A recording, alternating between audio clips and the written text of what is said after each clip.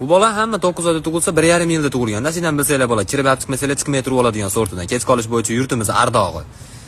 Tushunmayman. Bitta joyga kech qolib kelsangiz, bu bola bilan aldolmaysizlar, aka probkada qolib ketdi. Probkaga ham kech qolib ketib qolamiz. Probka tarqab ketgan bo'ladi. Atay uyga yetib borishimdan 20 mingta oldin telefon qilib qo'yaman, eshigini tagida yana 1,5 soat chiriyman, chiqmay turib oladi. Skorit ishlasa ham haligi biz vizitga keluvdik, bir yoshli chaqaloq istimas chiqyapti deyishdi desa, hali akalar hamda qara 4 kishi turgan bo'ladi, belida chorsi boshida do'ppi bilan.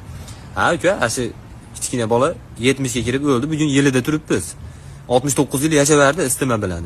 U tashlaga narsa bo'ladi, tushunasizlar? Nimaga kech qoldingiz? Aqlli odamlar kech qoladi deb ber. Sen uni aqlli odamlar soatga qarashni bilmaydi degan anaqa tuhmat qilmang. Nariyoqqa borganingda ushlash bo'lsa birov ajratmaydi, ammo u qo'ysang ham aqlli odamlarga to'nga bera olmaysiz. Chiroyli odamlar ham kech qoladi deb ber. Seni nima aloqang bor chiroyli odamlarga? Sen kutib turibdi-da, ko'chada hamma seni chiqishingni, mana shu bola chiqsa, u rasmga tushib olar deb turishdi-da. Chiroying